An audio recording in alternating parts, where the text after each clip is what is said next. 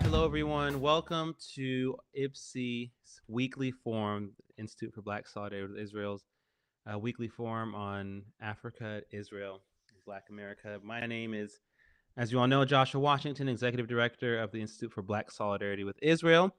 We are live. We are live. We are live. We are live on YouTube. We're on Facebook. We're on Twitter. We're on Clubhouse. For those who are here on Clubhouse with us, welcome, welcome.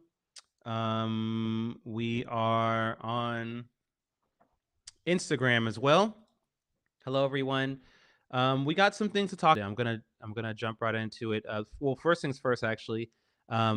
If you've never heard of IPSI, if this is your first time listening, you can go to our website ibsi.org and get to know us, get to know more about why we do what we do, and all of that stuff. You can learn about us. You can follow us on Substack.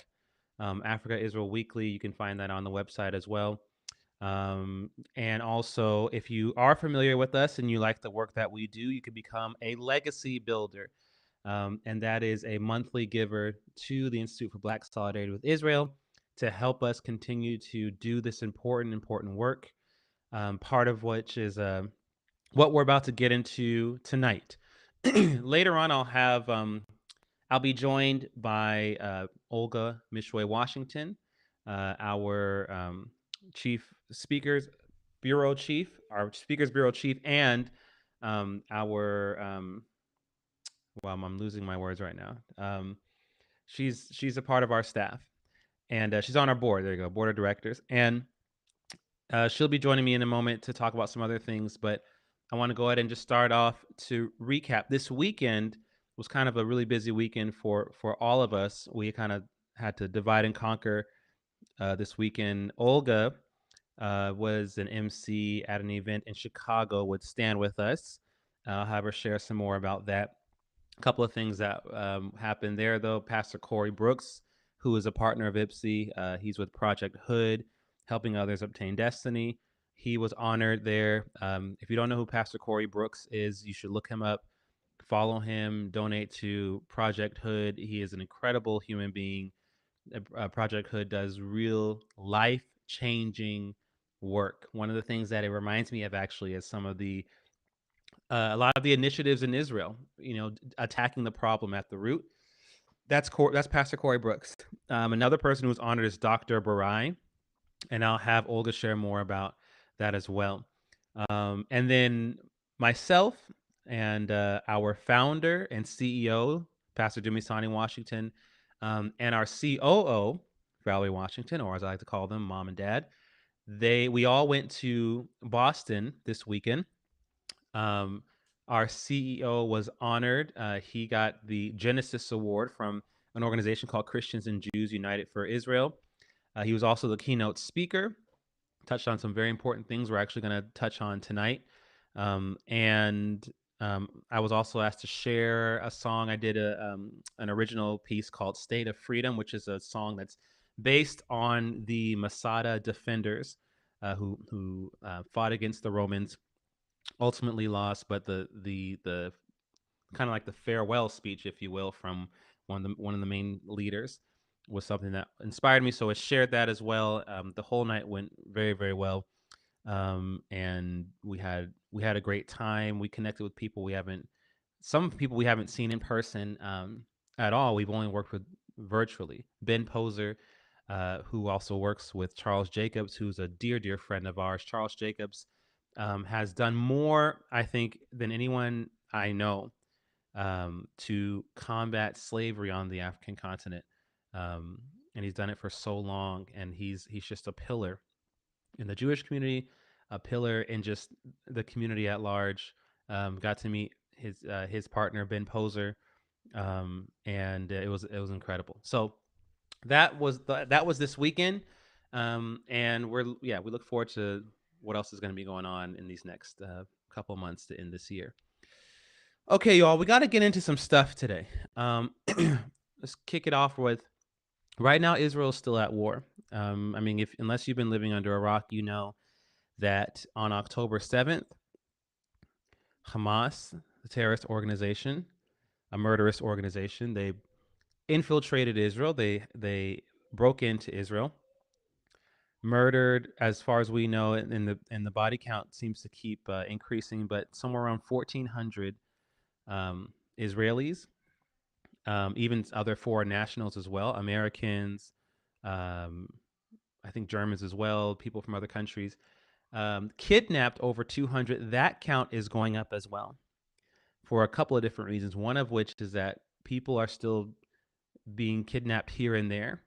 Um, and also, we're just finding out more, right? Because in the thick of it, it's hard to kind of get an accurate count of everything when things are going on. And so people are missing. People have been kidnapped as young as just a few weeks old. Um, and as old as Holocaust survivors. So you have those people who are missing. You have South African nationals who are missing, American nationals who are missing, and obviously the vast majority of the people who have been taken are Israelis. Um, so that's been happening, and that's still going on. So while the attacks were happening, also Hamas hasn't stopped firing rockets into Israel. Like as I speak, that's going on. So thousands and thousands of rockets have been flying into Israel during the attacks, and I mean during the infiltration, and even now. And so Israel has been responding. Israel's fighting back. Israel's defending itself. Israel's taking out Hamas rockets.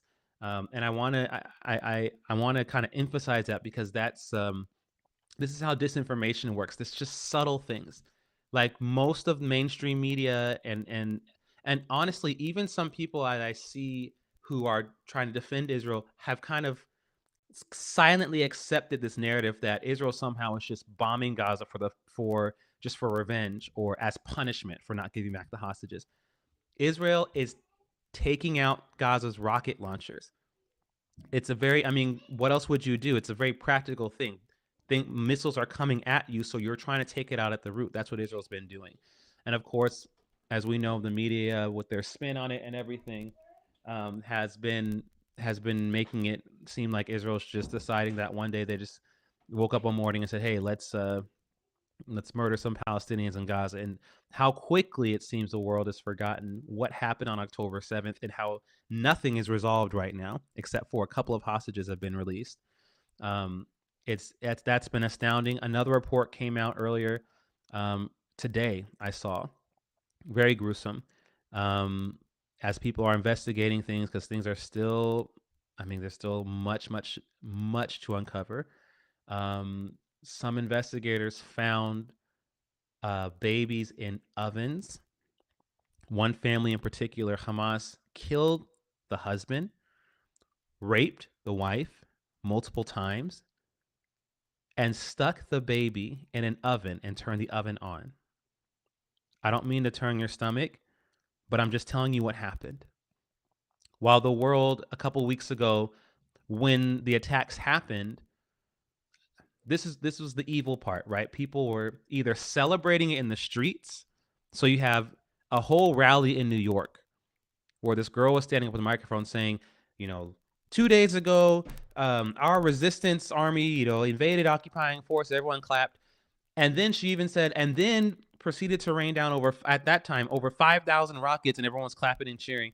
So they were either celebrating it happening, or they were denying that it happened, or they would get hung up on a detail that really didn't matter, like, was the baby beheaded or was the baby just killed? And I remember on Twitter, I was like, I cannot believe what I'm looking at right now. People are disputing whether or not the baby was killed in a certain way.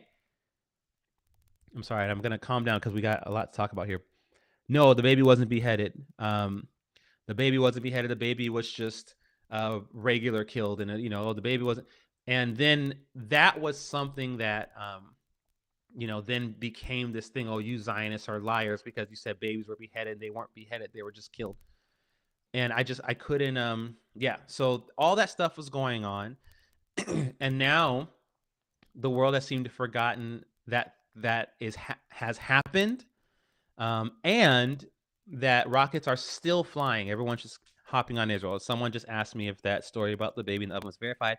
Yes, and I just posted about it on Instagram. Multiple news sources are reporting on it now. And this is according to, I want to say IDF, but whoever is responsible for actually doing those investigations, they reported that they found babies in the oven. So yeah, this it's been verified. Um, and so I screenshotted one of the sources on Instagram.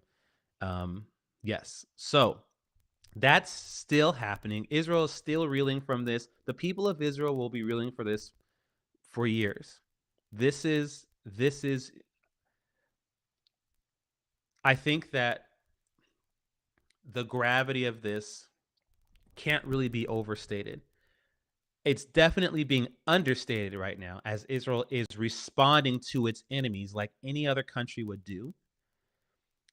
What happened on October 7th is definitely understated. Not just what happened, but the large scale response across the world, the celebrations, the attacks on Jewish kids in on college campuses. There were Jewish kids who were barricaded in a library. I think it was someone remind me what school it was. I know Cornell was doing some stuff, but I can't remember which school.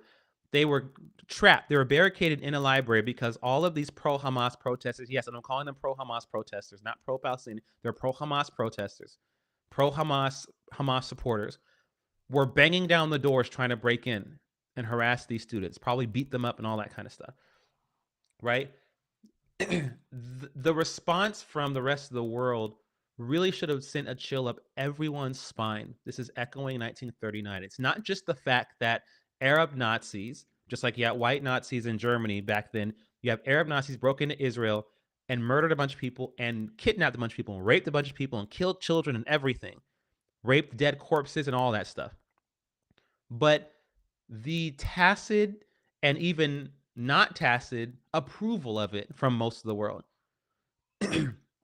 The defending of it. Oh, this is a result of 75 years of oppression. Excuse me, I'm sorry. Can we pause for a moment? Right? My ancestors were slaves for a long time. It never once did it enter into any of their minds, not even with their slave masters, to break into their house and rape their babies and cut their heads off and throw them in ovens. And what in the world are you talking about right now? This has nothing to do with liberation, nothing to do with liberation, nothing to do with liberating people, nothing. So I made that post earlier today and I said, but free Palestine, right? Where are you guys, you fake activists? So no, and then there's a lot of equivocating going on. A couple weeks ago, there was a Muslim boy that was stabbed and killed, and like the world responded the way the world generally is supposed to respond to these things. Even my Jewish and Israeli friends who are still reeling from the October 7th publicly were saying, this is terrible, you guys, we should not, responding in this way is not the answer, right? We can't just paint all Muslims with a broad stroke, and this is a child, right? And all this stuff, and everyone came out against it. That is not even anywhere close to what's happening to Jews around the world right now, even as we speak. We just found out in Russia, there was another pro-Hamas lynch mob in Russia. They stormed an airport because they found out that a plane was landing from Tel Aviv. They stormed the airport. They broke through places where only security is supposed to go into. They were searching cop cars. Like police officers were just standing there and watching them look inside their cars, trying to find Jews. The pilot had to tell them, look, they ran out onto the tarmac and everything, trying to get into the plane and get these Jews out. And the pilot had to tell them, okay, there's a huge mob here. I'm not sure what's going on. We might get beat up. You guys just be careful. And then they were interrogating people, asking for their passports. These huge mobs of people were surrounding a person. Give me your passport. Give me your passport, to see if they were Jewish or not. What in the world? The fact that that alone did not get wide scale reporting and attention, that alone should tell you that we're in a very dark place right now. And that just happened. Well, I just heard about that yesterday, right? So that's happening. So just like in 2021, Israel's at war and Jews around the world are not safe. As a matter of fact, Murray, go ahead and play that video from what happened at the Russian airport so everyone can hear. Уважаемые дамы и господа, говорит командир, пожалуйста, сохраняйте свои места и не пытайтесь открыть двери самолета. На улице разъяренная толпа, которая не знает, откуда мы прибыли и зачем. Вполне возможно, мы тоже попадем под раздачу. Пожалуйста, оставайтесь на своих местах в самолете и выполняйте все указания бортпроводников. Благодарю за внимание.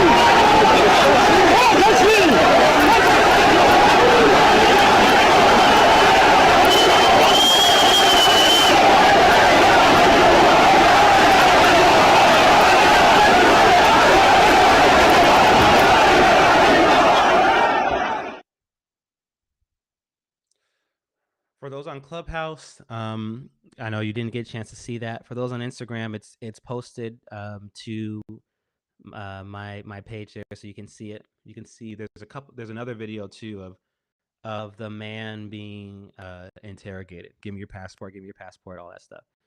Um, and this is where we are right now. This is not. I'm not. We're not being alarmist. We're not being whatever. It is. We're here. We're in 1939 all over again, you guys. We really are. People are taking sides. People are digging their heels in, flat out supporting Hamas or just acting like they're not there, um, and calling for Israel to cease fire, even though Hamas started the firing and Hamas hasn't stopped the firing. But no, Israel has to cease fire. It's crazy. It's backwards. But what I'm starting to see is how the Nazi Party gained so much support. Because my goodness gracious, so this is where we are now, and so our with the Institute for Black Solidarity with Israel, our hearts still are with our Israeli brothers and sisters. Our prayers are with you. We continue to stand with you. We continue to speak the truth, and fight as best as we can on this side, alongside with you. I heard one of our friends, IDF soldier friend of ours, who said that what's happening in Israel, Israel's at war, but what's happening over here in the West is a soft war. Social media, college campuses, all those different things, and so we continue to fight as best as we can here, and also, um, you know, try to better ourselves in our advocacy. So again, our prayers are with you, and we'll continue to follow it and share with you what's going on right now. So at the moment, as of I think yesterday, Israel has begun a ground operation now to begin to rescue hostages. A couple hostages have been rescued already, and so which is great. We are praying for the return of every single hostage that Hamas has taken, and for the destruction of Hamas. um, so, so that's what's happening right now.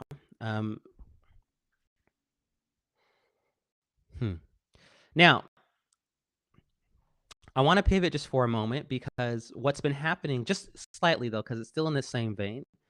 What I've been seeing across social media, particularly in the Black space, right? Like some people say Black Twitter, right? Like Black Instagram, the accounts either either on the side of Israel or on the anti-Israel, free Palestine side.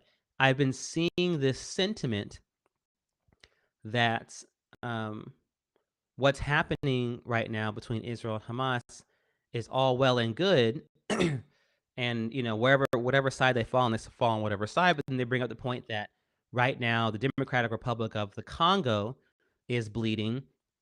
They've been in a bloody civil war for a long time now.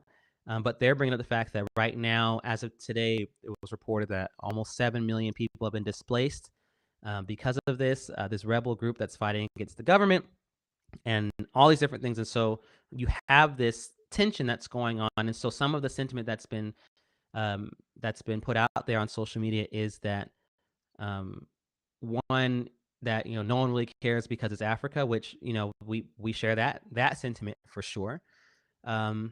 And then on the pro-Palestinian side, there's this attempt sometimes to kind of make a link between what's happening in Israel to the Palestinians and what's happening to the victims in the Congo or any other place.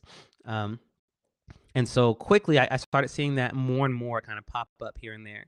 And so I want to just address something. And Olga wrote this article a few weeks back. It's called "Africa Pays for the Israel Apartheid Lie." And one of the things that she highlights in the article on our Substack page, which is Africa Israel Weekly, you can follow that by going to our website.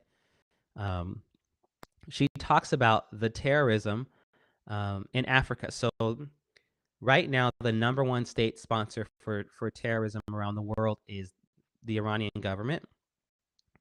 And the Iranian government sponsors and funds most of the terrorism that plagues the continent of Africa today.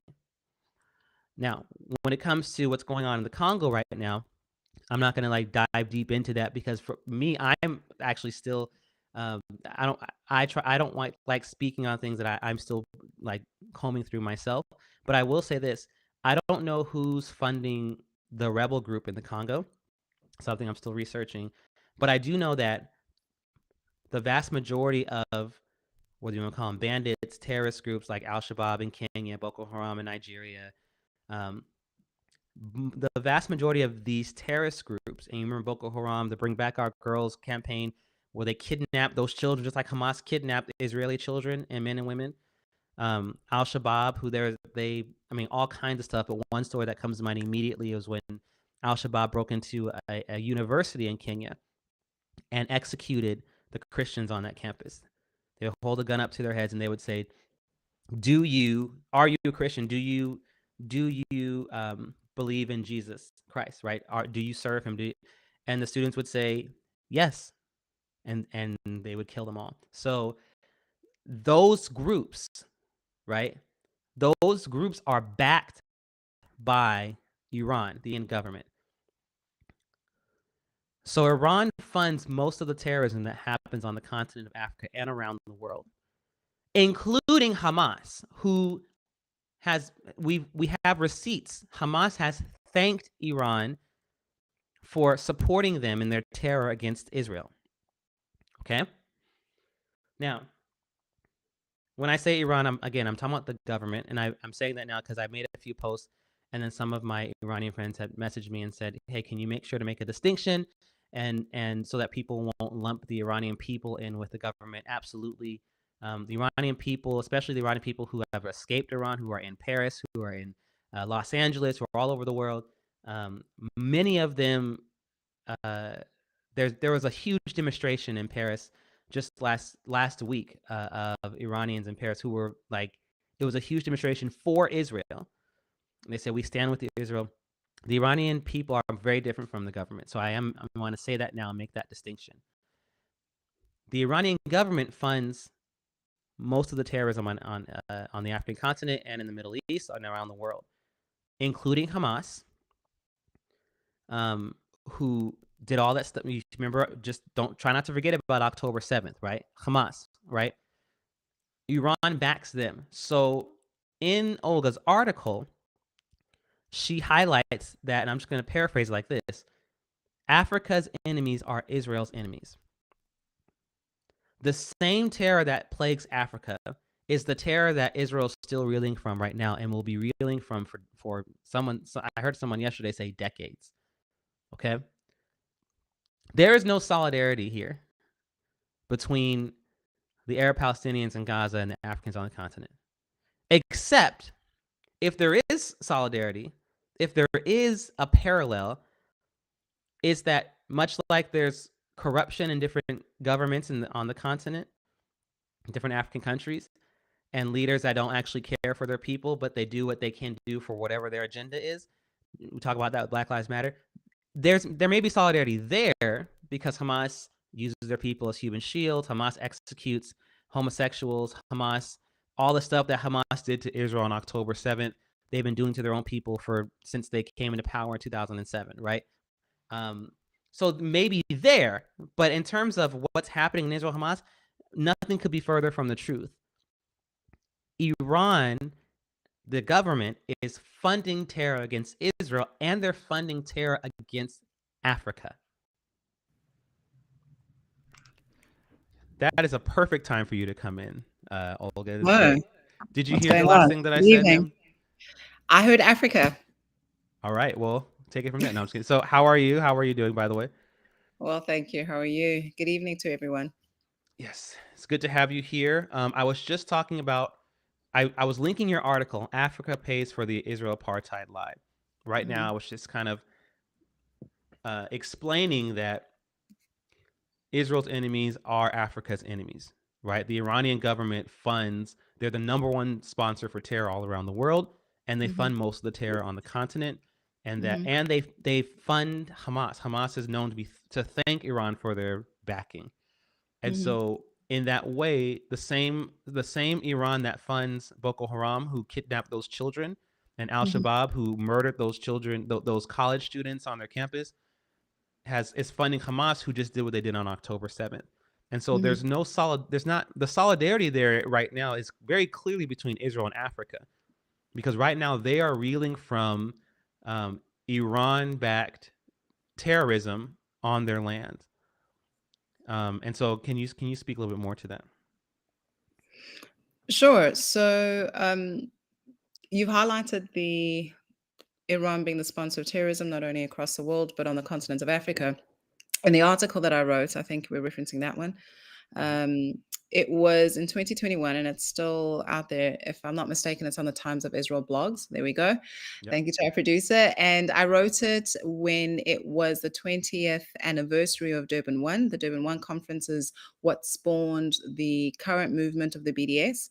And Mr. Washington, not only do I highlight the fact that terrorism is now rampant on the African continent as a result of sponsored by Iran, but also the fact that as a result of these human rights watch organizations, these protesters that are social justice warriors, because they are going on about something that doesn't exist, in the sense that they're calling Israel an apartheid state, they're calling Israel a colonizer. Now we're seeing people marching on the streets calling for a global intifada and all other foolishness. Real attention is being taken away from matters that really, really matter. Right. So matters that have got life or death implications, not only for Jews, yes, in relation to Africa, Africa's problems. Money is going to organizations that are saying that they are champions of human rights, instead of going to addressing real problems on the African continent, where human rights issues and human rights violations are a very real thing. BDS, by way of an example, at least BDS in South Africa, and there's also a broader BDS movement. They call themselves Africa for Palestine, which is absolutely ridiculous. They are BDS, receiving, just for people who don't know, boycott, divestment, and sanctions. That's what BDS stands for those who don't know. So thank you. It's like a cousin of Hamas, not militant and not terrorist, but they're about the ultimate destruction of the Jewish people, frankly. And so when people then give money and people give attention, and the news outlets give attention to what BDS is doing and all these various linked organizations, attention is drawn away from issues that are of pressing need on the African continent, including at the United Nations. And that's one of the things that I also called out, is the United Nations, a body that was established after World War II, that was supposed to be taking care of the interests of the plight of those that are vulnerable, those that are oppressed. I mean, running after a non-existent violation, accusation, and in relation to Israel and the Jewish people, again, detracts attention away from issues on the African continent, from governments on the African continent, from wars, civil wars that have been raging for decades on the African continent, that should be getting the attention deserved. So what we're seeing now happening is unfortunately a result of many years of organizations getting away with labeling Israel an apartheid state, calling Jews colonizers, calling Jews white supremacists, calling them all of these things. It's just now it's gotten to a place where it's exploded, and so there's multiple layers in relation to this evil and this wickedness, and people just need to really recognize what they're putting their voices as well as their paychecks behind. Yep, absolutely. Absolutely. And I remember you reminded me of one of our dear friends, Pakiso, and we remember we were just shopping. We were in South Africa and we were talking about Israel. He's a businessman, right? He's a very successful businessman. He's got multiple businesses, him and his partner Sparkly, and we might even have him on here, or Sparkly maybe on a future one. And we were talking about Israel and Pakiso, Yeah. you know, besides the fact that it's a very common and plain fact that the vast majority of Africa is very pro-Israel, very Zionist. And that because most of Africa is Christian and they know their scriptures, right? So there's already a basic like Zionism that's there, very foundational. But on top of that, when it comes to like politics, modern day Israel, he was like, most Africans they just aren't that invested in the politics. Like most Africans don't really care on that level. So all of this, like, you know, Africa for Palestine, BDS, and trying to paint like South Africa as a country that's trying to champion the Palestinian cause, he was like, it's just not existent here. It's, and this is coming from someone, he's not a activist for Israel. He's just looking at this saying, it's very manufactured. It doesn't really represent most of the country. Go ahead, Elka. And one thing that I just want to make clear when we say that is we're not saying that the war doesn't deserve any attention. We're not saying that Jew hatred doesn't deserve any attention. That's not what we're saying. What we're saying is that there are problems that Africans have of their own. And so what's happening is, instead of taking care of their people's problems, and it's exemplified by the African National Congress as well as by the economic freedom fighters, at this point in time, instead of taking care of the needs of their people, they've now jumped on the bandwagon as they stand solidarity with the plight of the Palestinian people to the detriment of their own. One of the calls that the EFF made, that's the acronym for the Economic Freedom Fighters, last week, is they gave one of the outlets, it's a shopping outlet, a grocery store outlet in South Africa, it's called Woolworths. And Woolworths sells a lot of goods, a lot of groceries that come from Israel. And they put out a call to say the goods that come from Israel need to be removed from the shelves. And if they're not removed from the shelves, then the EFF is going to send people and they're going to basically vandalize the stores. I've seen TikTok videos, I've seen WhatsApp videos going around of Black people calling out the EFF and be like, wait, so you want to take our food away from us? Like, we have a food issue, we have an electricity issue, we have an education issue, we have an employment issue, and you further want to take these things away from us, our basic bread and butter away from us, because you are hopping behind on some bandwagon of supporting a people who've got nothing to do with us. Right. So stop scapegoating the fact that you've been irresponsible leaders to the African people, more specifically the South African people, but I can say this, I'm sure, about many other governments as well as political parties across the African continent. So now they are priding themselves and taking up a cause for the benefit and the prosperity and the livelihoods of another group of people. Meanwhile, they've forsaken their very own at home. Yep. It's hypocrisy. Yep. Absolutely. That's funny. It reminds me of, I mean, I'm not going to, if anyone's watched the sitcom A Different World, it kind of reminds me of that. There's an episode, it's based on a historically Black college and university. And it's an episode where there's a girl who's in school on a scholarship, but she comes from a very poor family. But then they find out that her scholarship is linked to an organization that's doing some bad stuff right now. Like, and so on principle, should I keep this? And so there were students who were protesting her and saying, you need to forsake this scholarship, and finally it came to a head where she went back at them, and the guy who was leading the protest, she was like, your family is rich. What do you, like, you're here because you can afford all this. Are you going to help me get through college? Like, okay, I get it. I understand on principle, but you're just blindly up here marching and marching. You don't even understand my situation and what I'm having to weigh in order to. She ultimately turned it down, and at the end of the episode, she got multiple jobs and tried to make it work. But her whole point was, you leave me alone. You don't actually care about me because you haven't even thought about the fact that I need an education, and how am I going to pay for it? It didn't enter your mind because you're wealthy and you're privileged. And so that's exactly what's going on now. It's okay. How are you going to boycott? Like you said, we have a food shortage, and you're talking about boycott. That's because you guys have enough money. You're not thinking about when you're going to eat the next. You don't have food insecurity. You know where your food's coming from every day. So you're not thinking like that on our level. Screw us, right? So absolutely. So so tying that back into, so all that's going on, right? And so these people, and we've made this link before in different articles. There's a book called Will Africa Be Blessed or Cursed, where it talks about how Arab countries in the 70s had coerced, sometimes they threatened or bribed different African countries to cut diplomatic ties with Israel. They didn't come through on any of their promises. They promised oil. They said all that stuff, didn't do any of that stuff. So then in the mid 70s, all the way up till really in these past few years, African countries have been very much suffering. And where are the Arab countries who promised them all this stuff? They're trying to take over the rest of the continent and destroy Israel. I mean, that's what's going on right now. So, so I just want people to think about that when you want to bring up what's going on in the Congo, to make some sort of point about, they're the same thing as a Palestinian. Like, please, like, before you speak, why don't you do a little bit of reading, do some research before doing that. Now, I see a question here from someone, and I'm going to address it, but I want to just, okay, well, it's up there now, so I'll just read it. It says, Joshua, what can people do in order to foster more Black and Jewish unity and counter the attempt to drive a bigger wedge between the two communities? Fantastic question. I will get to your question, but I just want, it's sad, but it's a little bit comical, and I want to provide a little bit of comic relief for those who have the kind of sense of humor that I have. There's a video, and I'll explain it first so you know what's going on. In Chicago, there was a pro-Hamas, and I'm just going to say pro-Hamas for now because that's what it is. These pro-Hamas protesters, very loud, very violent, what was going on, waving the Palestinian flag, the whole nine. We've been seeing it all around the world.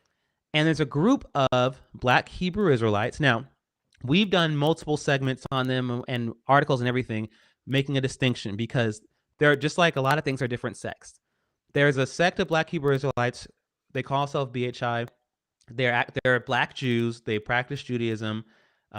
They're wherever they live in the country. They're a part of the larger Jewish world.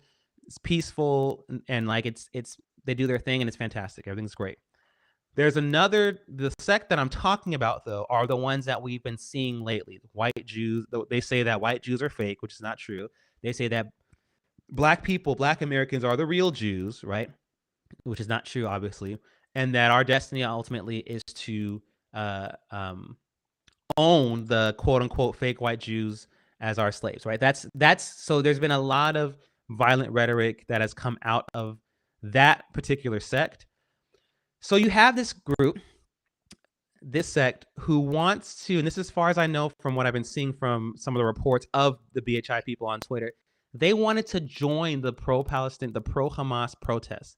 They arrived there to join them and protest Israel with them. Okay. The pro-Hamas group saw this group. They saw BHI. They saw Black Hebrew Israelites. They saw the word Hebrew, and then they began attacking the BHI group because of the word Hebrew. So then you have what I'm about to show you now in the video. These two groups are tussling with each other, throwing punches and all that kind of stuff. And I'm just looking at this going, my goodness. So before I say anything else, Murray, go ahead and play that video so everyone can see.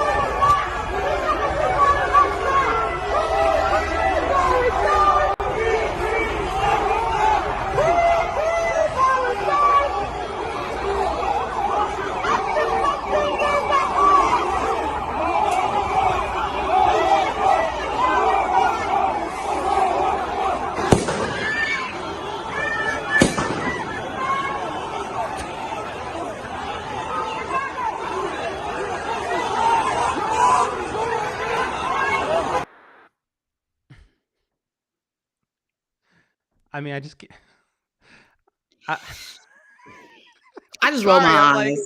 I just roll my eyes and I want to say, we told you, we told you, we told you, we told you. They don't care about Black people. So when I have a lot to say, but I'll say this and then I'll hand it over back to you. So when Black voices and Black bodies assign themselves in support of this movement that is supposedly also about supporting them, because remember they say that they were friends of Black people and BLM and they were on the streets and George Floyd and da da da da da da da mm-hmm, da da da da da. When mm-hmm, they realize that there's anything to do with the Jewish people, they turn their backs on them, including the very Black people that they're supposedly allies with, including the Black people that they're supposedly supposed to be standing side by side with. They don't care about us at all. They're using us. They're pimping us. yep, We told you. absolutely. And what I want to add to that too is that it's funny. I heard a comedian once say, "Everybody wants to be Black until the cops show up." Right? That was the saying. Right? Everyone wants to be Jewish until the anti-Semitism really sets in right now, right? So you have this, we're the real Jews, we're the real Jews, we're the real Jews. Mm-hmm. Okay, guess what? Okay, we're gonna treat you like we treat Jews then. Mm-hmm. How about this? How about we come over there and beat the crap out of you? See what I'm saying? Oh, okay, are we Jews still now? What's are we still the Mm-hmm. real Jews or Mm-hmm. what's going on? Mm-hmm. Because that is the Jewish like life. That is the That's it. collective memory. That is the Jewish history. Jews have been Yeah. kicked out of every country that they have been scattered to. Throughout history, right? Jews have been persecuted everywhere they go. Jews in Ethiopia, Jews in Nigeria, Jews in Mm-hmm. Europe. Like, okay, are you okay? If you're gonna be the real Jews, this is the burden that comes with being a Jew. Yeah. And so, Also, the go ahead, sorry. Olga. I was going to say also the association with whether you're linked to being Jewish or you're a Zionist or whatever that may be.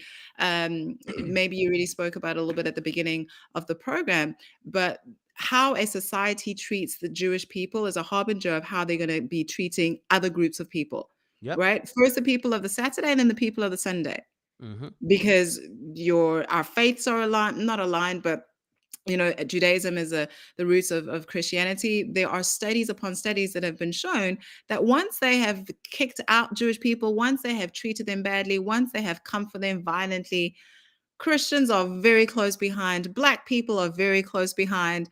I mean, there's so much to unpack from that particular video. I wish that people would watch that and see it for the multiple layers that it represents of Yep. the true agenda of the pro-Hamas, pro-Palestinian movement. Absolutely. And like you said, they're not our friends, and they don't care what skin color Nope. you are. And this brings me to my other point. And Dave, I have not forgotten your question. I'll get to it in just a moment, but this is connected here. So we just put out an article in Africa Israel Weekly that I penned a couple days ago called the title's actually escaping me right now. It's called Hamas. I think Hamas murdered hundreds of Israelis, and it doesn't matter what their skin color is. Something like that. It doesn't matter what their skin color is. And what it talks about is exactly that, but also this very destructive and very dangerous framework that we in the pro-Israel space, that we in the Israel advocacy space have fallen into. We've fallen prey to this as well, and that is somehow Ashkenazi white-colored skin Jews are less valuable than Jews of color, if you will, Mizrahi, Ethiopian, all that stuff. What do I mean by that? Part of our and when I say our, I'm talking about collectively in our group.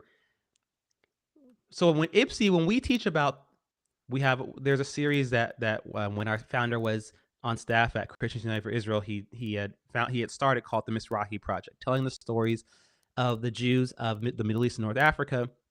Very powerful stories, sad stories. I mean, but still stories of moving forward. When we highlight those things, when we do it here at IPSI, it's not to try and use that as a dismissing of Ashkenazi Jews. We're teaching people about the Jewish diaspora, the multi-nationality, right, of the Jewish people scattered to Iraq and Syria and Morocco and South America and South Africa and Southern Africa, Northern Africa, all that stuff. We're telling the story so people can see that a Jew is not a color, right? That's the whole point. The problem with how in general we've been approaching this advocacy is this. One of the biggest accusations that's made about Israel is that they're white colonizers. They're imperialists. They came in, they kicked out the brown Arabs, and they took over their land.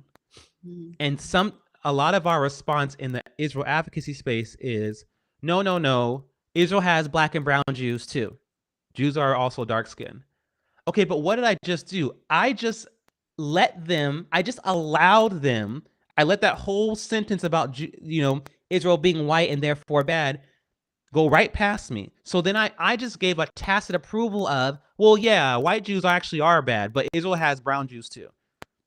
Because I didn't actually address the fact that you just said that because they're white, they're bad, right? I signed off on the critical race theory, the anti-racist thing of white people are the only people that can be racist, and all white people are racist, and it's impossible for black people to be racist, which is all just complete garbage. The whole definition, I remember 2012, I remember the first time I heard someone say that the definition of racism was power plus prejudice, and therefore, because white people are the only group that's in power in our system, they're the only people that can be racist. I went, that literally is not the definition of racism. The literal definition of racism is discrimination based on someone's skin color. Like based on someone, no, it's not power plus, and I was like, when did this become and I just graduated from college, never heard, first time I heard that, I went, what? And that's become the prevailing thing. No, it's not the definition, but we've accepted that in the Israel advocacy space. We have said, no, you're right. White people aren't that great, and white people are just all racist, and they're all bad, but more than half of Israel is colored. So therefore you should accept us. I went, that's why we wrote that article, even the tweet that I made a couple of weeks ago that said, if I have to tell you that some of the Hamas hostages are brown and black, if I have to tell you that the hostages that Hamas have, some of them are black and brown, for you to sympathize with Israel, you are lost. And you can just stay away from me, because that means that you didn't care when you thought they were white Jews, but you started to care a little bit more when you found out that they were colored. That is racism. Sorry, go ahead, Olga. What were you going to say? No. I was just going to say, to your point, it wasn't only Jews and non-Jews, people of different nationalities, of different colors that were taken hostage. They were slaughtered too. Slaughtered. They were slaughtered. Rape. I mean, it's just evil. The fixation on the fact that, yes, the Jews deserve this, and yes, this all happened with a context of X number of years of oppression and X number of years of living in an open air prison. It's absolute garbage, and it skews the lens through which we look at things, including the one in relation to race. There has to be a reason that evil is perpetuated because there's this oppressor, there's this white boogeyman who happens to come in the form of a Jew. And it's like, no, guys. Absolutely. And not to mention the fact that Israel's true enemies don't care what color they are. That's the whole point. No, they don't. Hamas, not only did Hamas not care, we have the receipts of a Hamas official saying that some of the hostages he kept alive, but the ugly black ones he killed. Right? So not only does Hamas not even care what color the Jews are, Hamas actually kind of has a little bit of a extra thing for the black ones. So I mean, hello, can we wake up for a second? So for those of us in the advocacy space, we got to stop doing that. We have to stop combating that with, well, they're Jews of color. Dr. King was asked this same question actually in 1968. The Rabbi Gimler asked him, what do you say to those who say that? And I'm paraphrasing, but he says this: what do you say to those in the radical, more aggressive part of the civil rights movement that are saying that Israel is a white oppressor and they're oppressing what he called the colored Asians back then, but the brown Arabs, right? Do you say that there are brown Jews as well, or what do you do? And he said, so Dr. King kind of broke it down. And then he talked about Israel, but one of the things that he said was that there are those who are color consumed, who see a kind of mystique in being colored, and anything non-colored is condemned, and we don't follow that course here. Then he talks about Israel. What he's saying was the skin color really shouldn't matter. What if Israel was all Ashkenazi? Okay, they're still indigenous to the land. So, see what I'm saying? You can't just say, well, this guy's black, so I'm okay. Okay, but you're still saying that you're not okay. Okay, fine, you get out then. Mhm. right? No, it doesn't matter. It doesn't matter what color the Jews are. It doesn't matter Mhm. what color Jews are that are taken, that are living in. Israel Mhm. is Israel, and the people of Israel are the people of Israel. Mhm. Mhm. So us in the space, we have to dismantle the entire system. So to answer your question, Dave, what can we do to foster more Black and Jewish unity and counter the attempt to drive a bigger wedge? First, we have to acknowledge the big mistakes that we've made. And I'm going to say this and connect it with what our founder said yesterday in Boston. I'll give it to you, Olga. He talks about our founder, Pastor Doomstein Washington.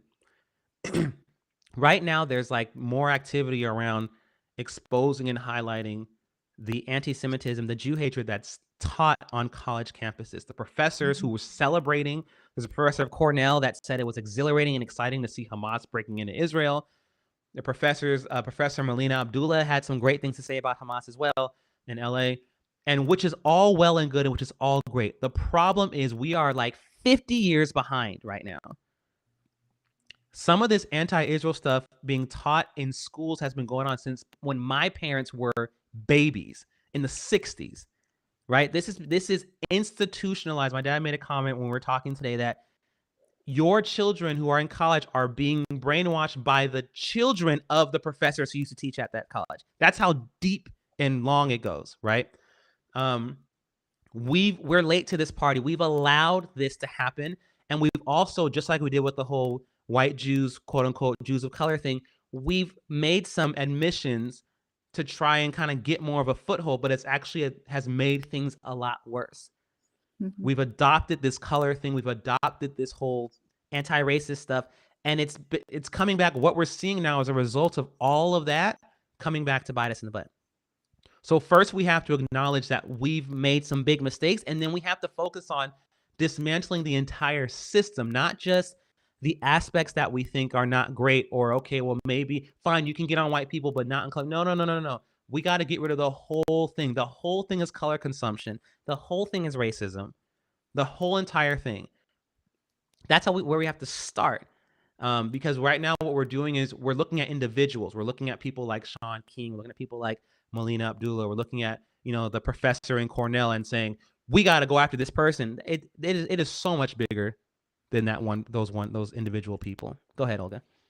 It's interesting as you're saying that. I'm reflecting back to a passage of scripture that I read yesterday. Yesterday was Sunday, either yesterday or Saturday, and it's where Jesus talks about uh, not pouring um, new wine into old wineskins, Mm, mm, and not using a new patch in order to cover a hole or to patch something up. And using the wineskin analogy, it was like, if you're going to pour new wineskin into old wineskin, that's going to burst. And so your statement about us actually having to dismantle the system, dismantle the mindsets, dismantle the full structures within yeah. which things are being taught from a pro perspective, right? From a stand with Israel perspective, it's like taking the truth and pouring it into vessels that doesn't make sense. It's not going to be able to hold. So even Mm, before we do the educating, we need to redo the basis on which and the places in which and the manner in which this education happens, and then start to do the education if we're really mm, going to see a change. And to be courageous and bold about it, because some of this dismantling that has to be done, it's going to be politically incorrect. It's going to be in relation to people that we would hope to like us, right? Because they've got money or they're in positions of influence and positions of power. And we've got to take a principled, courageous stand to say, if we're going to fix this, if this is really, really going to be in the best interest of forging relationships that are not just going to stand for a season when it's all summery and it's all yep. happy, that it's actually going to stand for generations, right? Then we have to do it Yeah. properly. Yeah. Absolutely. You are absolutely Olga. Yes. And it's getting so bad that it's kind of spilled over into some of the more direct Israel advocacy as well. What I mean by that is this whole idea of validating other narratives. Even this whole notion of, you know, people need to be heard, sure. People need to be, feel okay, fine. But then we have to also acknowledge that the Palestinian narrative is also valid. I have a huge problem with that. If their narrative is valid, meaning we were here first. Jews came out of nowhere from Europe and just stole it from us. Then give them the land back. I mean, seriously, like you can't. Both narratives can't be valid. If there's a truth, this is true. That means that anything else that's not the truth is invalid. I understand people's feelings are at play, but you can't tell someone who believes that you disenfranchise them that, okay, you're valid. Okay, then that means you disenfranchise them. What else does that mean? You can't say your story is valid and my story is valid, because my story is, no, we were always here and we were claiming our land. There was always a presence of us here, and then you guys started a war with us, and we won, and we got more land. That's how that whole thing happened, right? The UN parts. That's the truth. And then your narrative is, no, once upon a time there was a land called Palestine, and it was Arab, and you guys took it from us. That's two objects occupying the same space. They can't. One object has to be there.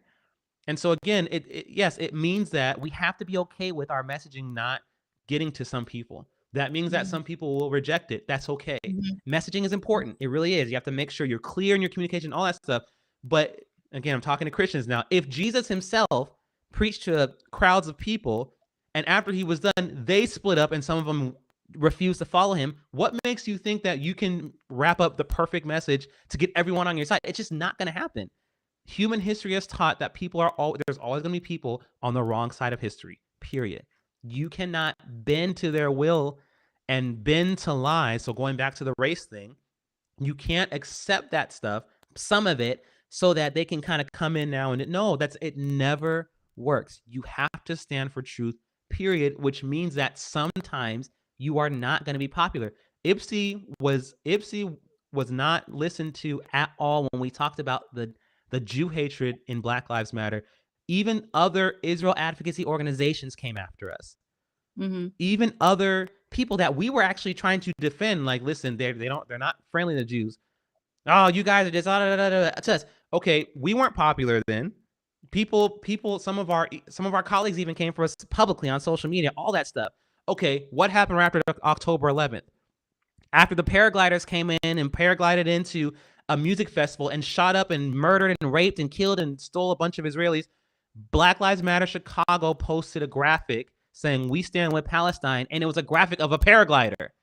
They were saying, what Hamas just did, we love it. Okay, so if Ipsy had decided, no, you can put it up there, Murray, you can show it, because look at that. That's how Hamas came in to the Negev desert and killed a bunch of people enjoying music at a festival, right? If Ipsy had decided, well, you know what, people just really aren't getting our message and our friends are kind of coming against us, and people don't really like what we have to say, maybe we'll hashtag Black Lives Matter and we'll say that other stuff. Well, they do some good things. I mean, right now Ipsy would look like a fool. We would be held accountable. As my dad likes to say, we'll stand before God and tell them why we lied to you. It would be on us that we didn't tell you the truth about Black Lives Matter because we were trying to buddy up and try to it sounds all great, right? Make inroads in that space, so we can talk about Israel. Okay, but now look at this. So all of these people, Israel advocacy organizations, Black or Jewish organizations, whatever they are, individuals, celebrity people who promoted Black Lives Matter, we told you from the beginning that they had an agenda, and they took the mask and the gloves off after October 7th. There you go. The truth is the truth. And eventually time will bear witness to the truth, right? But you can't compromise the truth so that you can get more people on your side. Even if you get some people on your side because of it, they're on your side because of a lie. That's not real allyship. They're partnering with you because of you've appealed to their debased perception of whatever. Obviously, yeah, okay, so it's going to work in the short term. In the long term, you are going to hurt. So the truth. Sorry, go ahead, Olga. What are you going to say? No, I'm just agreeing with you. So Dave, to answer your question, so first we have to acknowledge that we've messed up, that we're late to this party, but also then I think on an individual level, and this is just my personal opinion, there's still some universities that are kind of more private and they're very much focused on being like doing what they're supposed to be doing and really shunning what all this stuff all the wokeness that's happening on universities. But other than that, if you don't know where those are, if you don't have one, if you can't, don't put, unless your kids are majoring in a science or like engineering, and even then you have to monitor, don't put them in those universities. Y'all, don't do it. Do not do it. Public schools across the country, they're teaching all this stuff too. It's mandatory in California to take the ethnic studies course that we were talking about, the critical ethnic studies, the one that calls Israel an apartheid state, and calls Martin Luther King weak and docile, and people like him weak and docile because they didn't burn stuff down, all that stuff. That curriculum and the first draft, which elevated, people like this Palestinian poet who talks about killing Jews and all that stuff. That curriculum is mandatory in college campuses in California, and it's now a requirement in high schools, and that's all across the country. I'm telling you, people, we make a plan when we want to do things that we want to do. We make plans when we want to go see Beyonce in her concert and pay $500 for a ticket. We put money away. We need to make a plan for alternative education for our kids, because the system, it's not even broken anymore. It's just, this is the system. This is the system now. And so you can put your kids in the system all you want and complain about how the teacher is poisoning them. It's your fault for leaving them in there. You need to make a different plan, take your kids out of these schools and figure out something else. That's how we can begin this, because that is what is, our CEO wrote an article a few months ago called why school choice will save.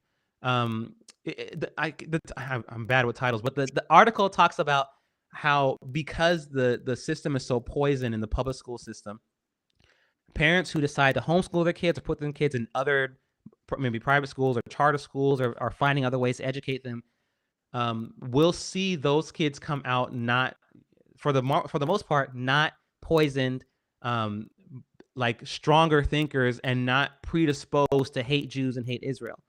And he was saying that school choice will save that relationship between the U.S. and Israel, right? And I fully believe that. You can't, in order to fight this, you have to divest from these systems that are poisoning your children, and we'll start to see that change. It's the long road, right? But this isn't a quick fix. I was just going to say it's going to take several years, because, to your point, it has to totally be dismantled. The professors need to be retaught. And maybe they can't even be retaught. So we've got to wait until they get kicked out, or they move on, or they retire. And there's a generation that started to be taught this, and they're going to graduate and move on. That's a lot of work now. It's a lot. Yeah. It's a lot of work. It's akin to how abolitionists back then were fighting to abolish slavery. It wasn't a couple of weeks. There are white people, there are black people, there are people who would appeal to the Senate over and over and over, and there are people who would be on the ground. It took a long time. This is the same thing. This is a very layered, very long-lasting poison, and it's going to take more than just a vitamin C pill to get that out. We got to do some stomach pumping. We got to do some surgery. Seriously, it's going to take a while. Mm-hmm.